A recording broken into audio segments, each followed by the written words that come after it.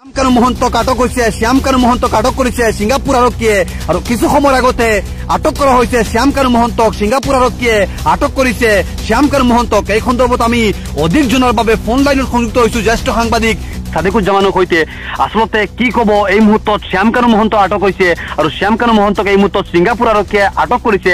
আপনার তাত কি তথ্য এই মুহূর্তত আপনি লাভ করেছে কি কব অসমবাসী রাইজক? হয়, প্রথমে আমি আমার দর্শকসকলক নমস্কার জানাইছো আৰু এই মুহূৰ্তত আসলতে যে সময়তে ৰাজ্যবাসী আবেগিক হয়ে আছে। আসলতে বৰ্তমান শাৰদীয় দুৰ্গা উৎসৱৰ বতৰ আৰু এই বতৰত এই শাৰদীয় যি উৎসৱৰ যি মাদকতা সেইখিনি অসমত নাই বুলি ক'ব লাগিব। তেনে সময়ত আহিছে জুবিন অনুৰাগীৰ কাৰণে এক ডাঙৰ খবৰ। কিছু সময় আগতে ছিংগাপুৰ আৰক্ষীয়ে আসলতে শ্যামকানু মহন্তক আটক কৰিবলৈ সক্ষম হৈছে।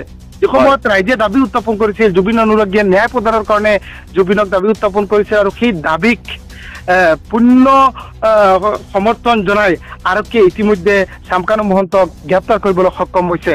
আৰু আমি এই মুহূৰ্তৰ আটাইতকৈ ডাঙৰ খবৰটো আমি জনাব বিচাৰিছো আমাৰ দৰ্শকসকলক। আচলতে শ্যামকানু মহন্তই কিছু সময় আগতে এটা পোষ্ট কৰিছিলে সামাজিক মাধ্যমত, লিখিছিলে শ্ৰদ্ধাৰ ৰাইজ মই আহি আছো সোনকালে। ইতিমধ্যে পুলিচক জনাইছো চৰকাৰ প্ৰশাসনক সম্পূৰ্ণৰূপে সহযোগিতা কৰি মোৰ লুকুৱাই একো নাই। SIT খোদা সকলো প্ৰশ্নৰ উত্তৰ দিম। অতি উচ্চ পৰ্যায়ৰ অনুসন্ধান হওক, তন্নতন্নকৈ সকলো দিশ সকলো কথা অনুসন্ধান হওক। ৰাইজৰ হিয়াৰামটো মোৰ অতি মৰমৰ জুবিনৰ মৃত্যুৰ লগত জড়িত সকলোখিনি কথা ভালদৰে। আপুনি কিবা তথ্য পাইছে নেকি যে কেতিয়া অসমৰ SIT কেতিয়া ল'ব গৈ ছিংগাপুৰৰ পৰা কেতিয়া আনিব?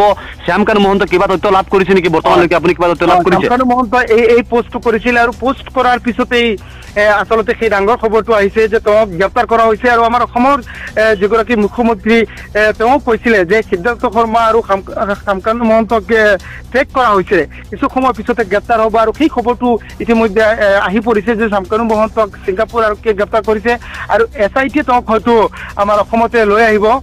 তেওঁ যিহেতু গ্ৰেপ্তাৰ কৰা হৈছে আৰু গ্ৰেপ্তাৰৰ পিছতে ৰাজ্যবাসী কিছু সময়ৰ কাৰণে হ'লেও এটা আত্মসন্তুষ্টি পাইছে বুলি আমি ক'ব লাগিব। আমি কেৱল সাংবাদিক হিচাপে নহয়, জুবিন অনুৰাগী হিচাপে কিছু মুহূৰ্তৰ কাৰণে আমি কিছু এটা আত্মসন্তুষ্টি পাইছো বুলি আমি দৰ্শকসকলক জনাব বিচাৰিছো। আচলতে ছিংগাপুৰৰ পৰা হয়তো তেওঁক অসমলৈ লৈ অহা হ'ব আৰু অসমত আনি SITয়ে তেওঁক জেৰা চলাব।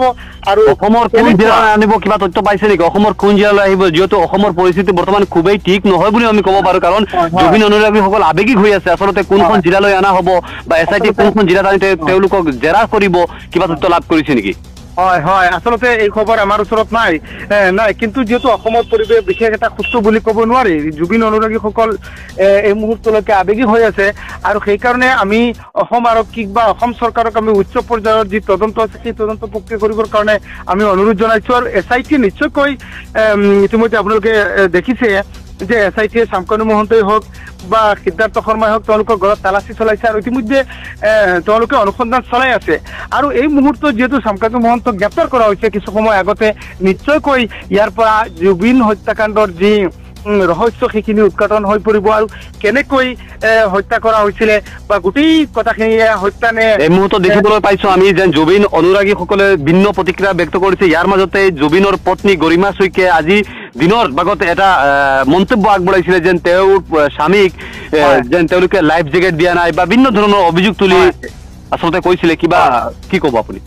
হয়, আচলতে ইয়াতে যি সময়ত দেখা গৈছিলে প্ৰায় এসপ্তাহ পাৰ হোৱাৰ পিছতো জুবিন গাৰ্গৰ যিগৰাকী আমাৰ বৌৱে গৰিমা শইকীয়াক কোনো ধৰণৰ গোচৰ দিয়া নাছিলে, কিন্তু দুদিন পূৰ্বে তেওঁ এজাহাৰ দাখিল কৰিছে আৰু সেই এজাহাৰ দাখিল কৰাৰ পিছত তেওঁ কেইটামান গুৰুত্বপূৰ্ণ মন্তব্য প্ৰদান কৰিছে। আৰু শেহতীয়াকৈ আজিৰ দিনটোত তেওঁ কিছুমান মন্তব্য প্ৰদান কৰিছিল যে তেওঁ কৈছিলে যে পানী আৰু জুইৰ পৰা আঁতৰত থ'ব লাগে। বিষয়টো সিদ্ধাৰ্থ শৰ্মাই জানিছিল, কিন্তু তেওঁ যিহেতু কৈছে যে পানী আৰু জুইৰ পৰা জুবিন গাৰ্গক আঁতৰাই ৰাখিব লাগে, সেই কথাটো সিদ্ধাৰ্থই জানিও কি কাৰণে তেওঁক পানীত সাঁতুৰিব দিয়া হৈছিলে, সাগৰত সাঁতুৰিব দিয়া হৈছে, সেইটো এটা ৰহস্যৰ বিষয়।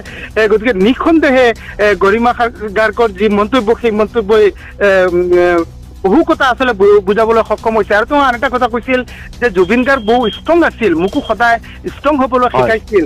এই কথাটোৰ পৰা আমি অনুমান কৰিব পাৰি আচলতে জুবিন গাৰ্গ যদিও শাৰীৰিকভাৱে অসুস্থ কিন্তু তেওঁৰ মনোবল বৰ শক্তিশালী আছিলে আৰু সেইকাৰণে হয়তো নিশ্চিতকৈ সাদিকুজ্জামান আপোনাক ধন্যবাদ জনাইছো পুনৰবাৰ আপোনাৰ সৈতে সংযোগ স্থাপন কৰিম। আৰু এই মুহূৰ্তত আমি অসমবাসী ৰাইজক জনাইছো যে শ্যামকানু মহন্তক এই মুহূৰ্তত আটক কৰা হৈছে। ছিংগাপুৰ আৰক্ষীয়ে আটক কৰিছে আৰু কিছু সময়ৰ পিছতে হয়তো ভাল খবৰটো অসমলৈ আহিব। আচলতে অসমৰ SITয়ে নিজৰ জিম্মাত ল'ব।